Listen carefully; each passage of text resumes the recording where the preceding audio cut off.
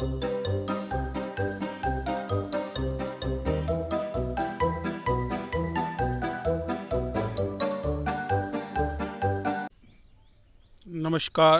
मैं अमित कुमार आप सभी का स्वागत व अभिनंदन करता हूं। आज के नए सेगमेंट में आगे बढ़ने से पहले आप अपने चैनल को लाइक, सब्सक्राइब और शेयर अवश्य करें। साथ साथ बेल आइकन पर भी क्लिक करें ताकि आने वाले नई वीडियोस, लेक्चर्स के नोटिफिकेशन समय पर आप सभी को मिलते रहें। गत कक्षाओं में हमने संज्ञा व सर्वनाम पद के पद परिचय के विषय में अध्ययन कर लिया था और आज का हमारा जो टॉपिक है वह है विशेषण पद का पद परिचय। मैं आपको एक नई बात बता दूं कि आज का टॉपिक और आज से पहले के पद परिचय के जितने भी टॉपिक्स हुए हैं वे 12th क्लास और 10th CBSE क्लास दोनों ही क्लासेस के लिए उपयोगी हैं, तो आप दोनों ही क्लास के विद्यार्थी जो हैं इसका लाभ उठा सकते हैं। तो चलिए प्रारंभ करते हैं। आज का टॉपिक हमारा विशेषण पद का पद परिचय।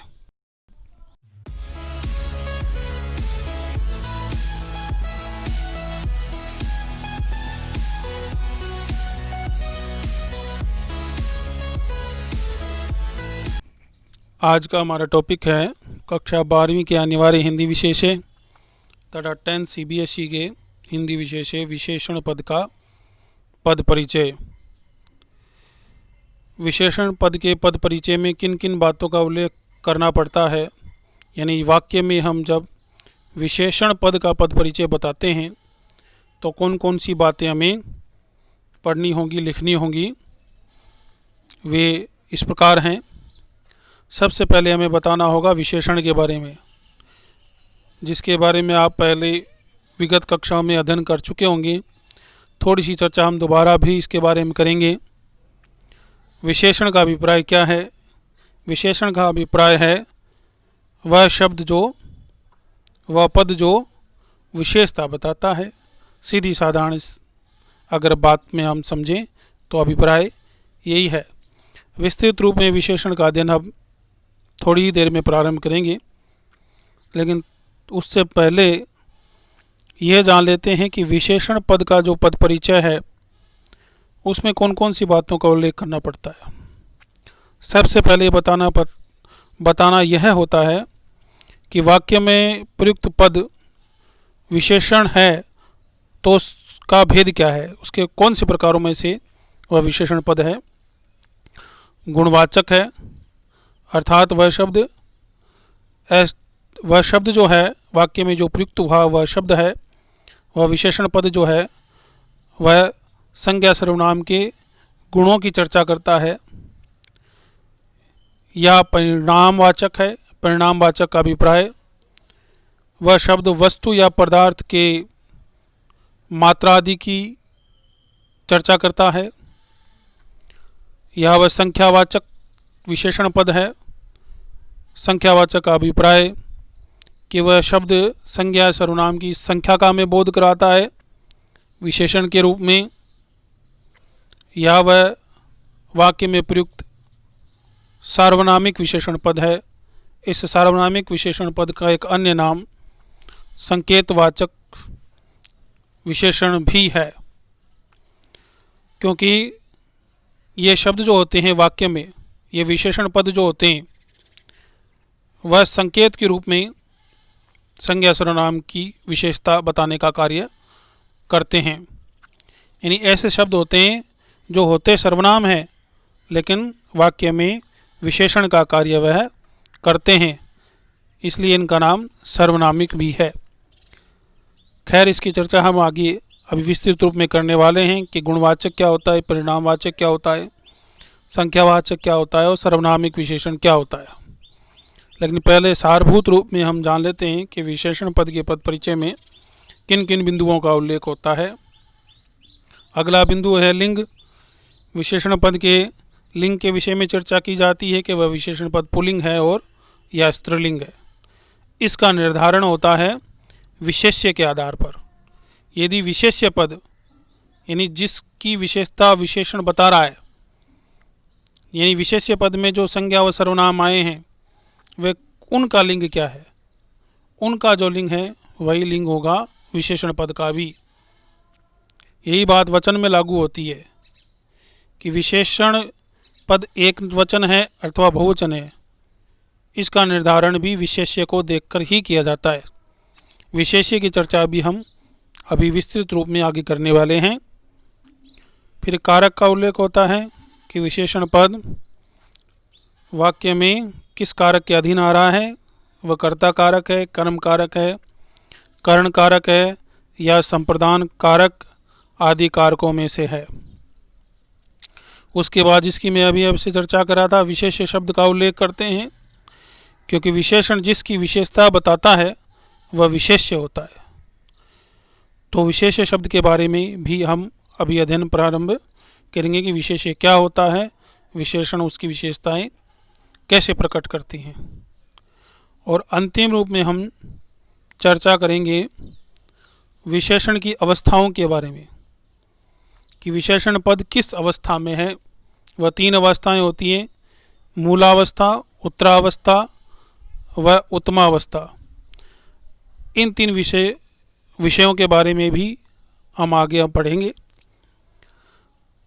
तो आगे बढ़ने से पहले एक छोटा सा उदाहरण है जिसके माध्यम से हम यह समझ लेते हैं कि आगे आने वाली जितनी भी बातें हैं उनका उल्लेख हमें करना है तो किस दृष्टिकोण से करना है। जैसे यहाँ एक वाक्य है कि सूर्य तेजस्वी है, तो आप देख रहे हैं यहाँ 2 पद हैं, एक सूर्य और एक तेजस्वी। तो सूर्य पद जो है वो विशेषण है और तेजस्वी पद जो है वह विशेष्य है। विशेषण पद के पद परिचय में हम मुख्य इन 2 पर ही चर्चा करेंगे, क्योंकि इन दोनों के साथ ही अन्य बिंदु भी जुड़े होंगे, चाहे वह लिंग है, चाहे वह वचन है, चाहे वह कारक है। ये सभी विषय जो हैं इन दोनों पदों को देखकर ही समझेंगे, जानेंगे। तो चलिए आगे की चर्चा प्रारंभ करते हैं। सबसे पहले विशेषण पद के पद परिचय को समझने से पहले हम विशेषण के बारे में मूलभूत बातें जान लेते हैं, जैसा कि हमने पिछली कक्षाओं में जानने का प्रयत्न किया था। विशेषण का अभिप्राय क्या है? विशेषण का अभिप्राय है वह शब्द जो विशेष्य की विशेषता बताता है, अर्थात विशेषता बतलाने वाला शब्द ही विशेषण कहलाता है। विशेषण का जब वाक्य में प्रयोग होता है तो विशेषण के प्रयोग से व्यक्ति, वस्तु का जो यथार्थ रूप है कि वास्तव में उनका आकार, प्रकार, दशा, गुण, दोष आदि क्या हैं, इन सब के यथार्थ रूप को प्रकट करने का काम विशेषण करता है वाक्य में। साथ ही साथ विशेषण केवल यही कार्य नहीं करता है, विशेषण जो है भाषा में प्रभावशीलता भी लेकर आता है। क्योंकि जैसे ही विशेषण का अध्ययन करते हैं तो पढ़ने पर एक प्रभावोत्पादकता भी वाक्य में आ जाती है। तो विशेषण का अभिप्राय यह होता है परिभाषा के आधार पर कि ऐसे शब्द जो वाक्य में प्रयुक्त होकर पद बनते हैं, विशेषण पद बनते हैं, और संज्ञा व सर्वनाम की क्या बताते हैं? विशेषता बताते हैं। यानी संज्ञा व सर्वनाम शब्दों की गुण, दोष, संख्या या परिमाण आदि के आधार पर विशेषता बताने वाले शब्द विशेषण कहलाते हैं। जैसे यहाँ कुछ उदाहरण हैं: बड़ा, काला, लंबा, दयालु, भारी, सुंदर, कायर, टेढ़ा, मेढ़ा, 1, 2 आदि। कुछ उदाहरणों से और समझते हैं कि विशेषण पद किस प्रकार से विशेषता बताने का काम करते हैं।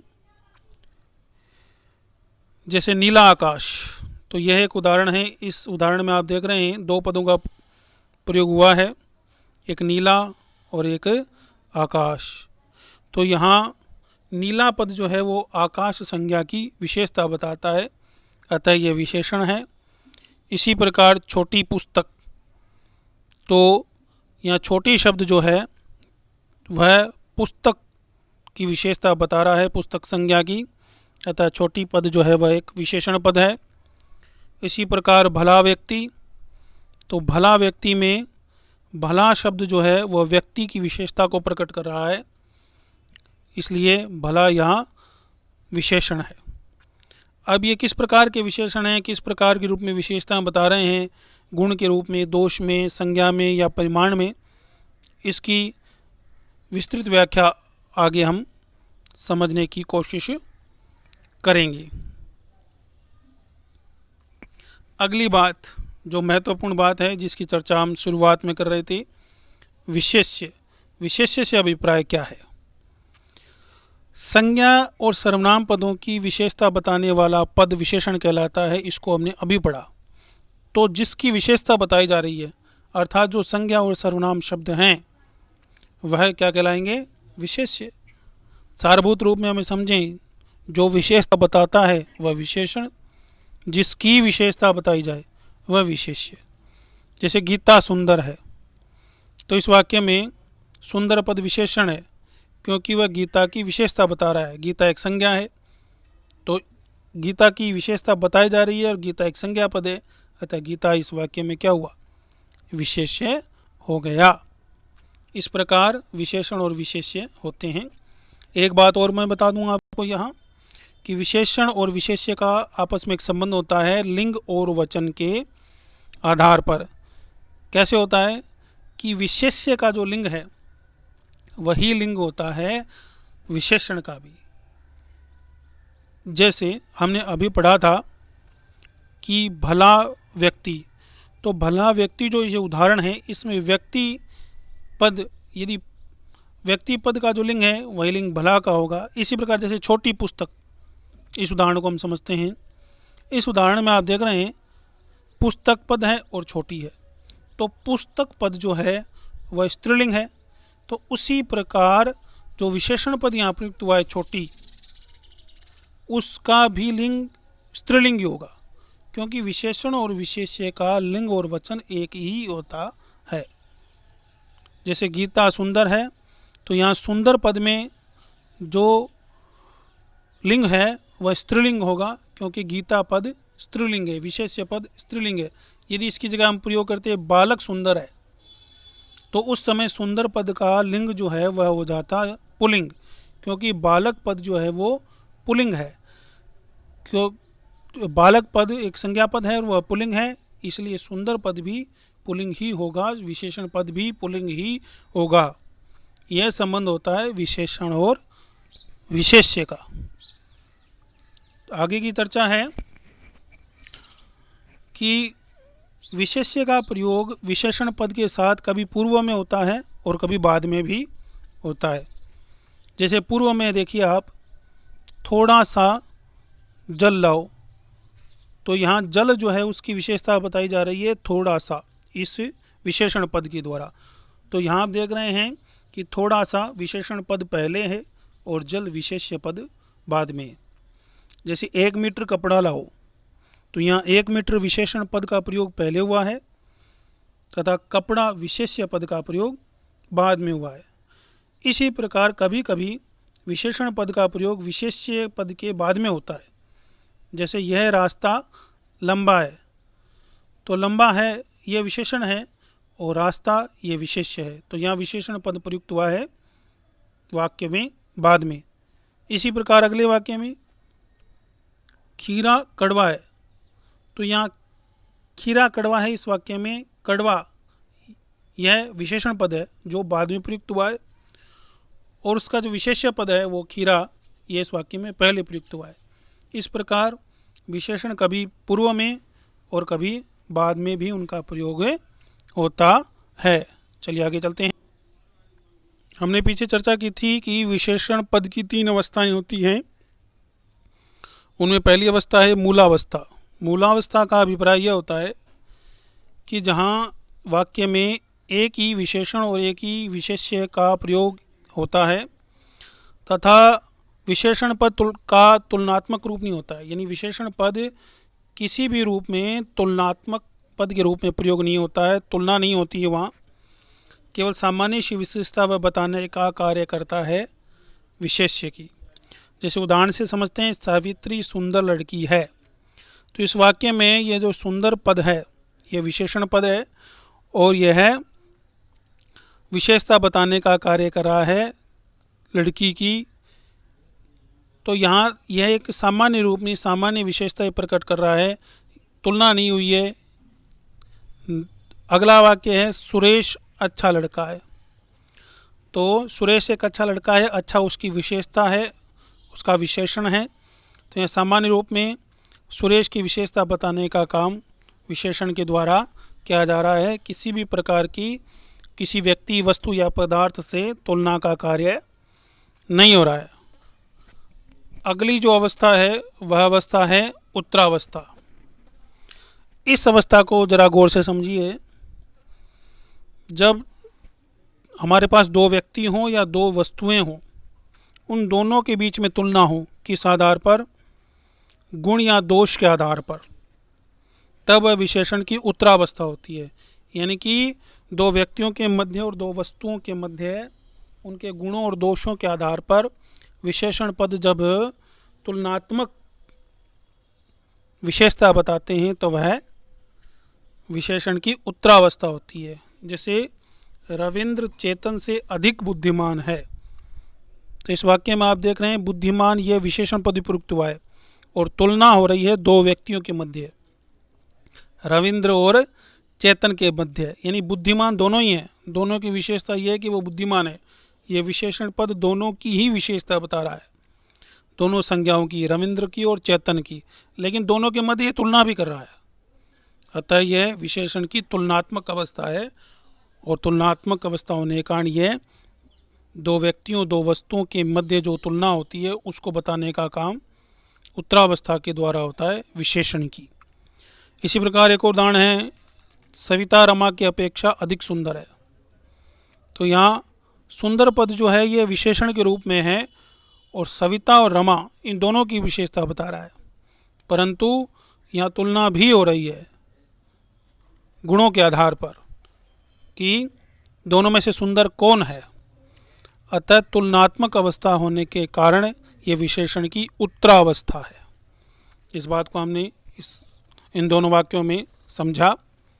अगली अंतिम अवस्था जो है वह है उत्तमावस्था। उत्तमावस्था में जब वाक्य में दो या दो से अधिक व्यक्ति हों, दो से अधिक व्यक्ति हों या बहुत सारी वस्तुएं हों जो दो से ज़्यादा हों, तो उनके मध्य में जब तुलना की जाती है, विशेषता बताई जाती है, यानी कि श्रेष्ठता बताई जाती है, या ये बताया जाता है कौन सा सबसे अधिक है, या ये बताया जाता है कि कौन सा सबसे कम है। कहने का अभिप्राय बहुतों में, बहुत सारे व्यक्तियों में, बहुत सारे वस्तुओं में कम या अधिक के आधार पर जब तुलना होती है और उनकी विशेषता किसी विशेषण पद के द्वारा बताई जाती है तो वह विशेषण की उत्तमावस्था होती है। इसको समझते हैं उदाहरण के माध्यम से। जैसे पंजाब में अधिकतम अन्न होता है। तो राज्य तो भारत में बहुत सारे हैं, लेकिन सबसे ज़्यादा अन्न कहाँ होता है? पंजाब में। यानी पंजाब में अन्न होना ये उसकी विशेषता है और बहुत सारा अन्न होना ये उसकी विशेषता है। परंतु बहुत सारे राज्यों में केवल पंजाब में ही सबसे ज़्यादा अन्न होता है। तो यहाँ तुलना हो रही है बहुत सारे राज्यों की पंजाब से। तो बहुतों के साथ जब किसी एक की तुलना की जाती है, एक की विशेषता बहुतों में से बताई जाती है कि बहुतों में से एक कौन सा श्रेष्ठ है, तो वह अवस्था होती है विशेषण पद की उत्तमा अवस्था। तो यहाँ अधिकतम जो शब्द है वह विशेषण पद है और वह उत्तरावस्था के अंतर्गत आता है। ऐसे ही संदीप निकृष्टतम बालक है। तो बहुत सारे बालकों में से सबसे निकृष्टतम बालक जो है वो संदीप है। तो यहाँ संदीप की विशेषता है कि वह निकृष्टतम है। तो बहुत सारे बालकों में से केवल बालक संदीप की तुलना की गई निकृष्टतम पद इस विशेषण पद के आधार पर। तो बहुतों में से जब तुलना की जाती है, विशेषता बताई जाती है किसी एक की कम या अधिक मात्रा के आधार पर, तो वह विशेषण की उत्तमावस्था आती है। एक विशेष और ध्यातव्य बात यह है कि जो विशेषण के प्रकार हमने समझे थे, मूलभूत प्रकार, उन मूलभूत प्रकारों में से कौन कौन से विशेषण के प्रकारों में अवस्थाओं की गणना होती है उसको समझ लेते हैं एक बार। इसमें आ जाता है गुणवाचक विशेषण, अनिश्चित संख्यावाचक विशेषण, निश्चित परिमाणवाचक विशेषण। इनमें ही केवल तुलनात्मक अवस्थाएं, यानी ये जो 3 अवस्थाएं मैंने आपसे अभी जिक्र की थी, मूलावस्था, उत्तरावस्था, उत्तमावस्था, इनकी बात की जाती है और अन्य विशेषण के जो प्रकार हैं उनमें इनकी चर्चाएं नहीं होती हैं। आगे का अध्ययन हम अगली कक्षा में करेंगे। आपका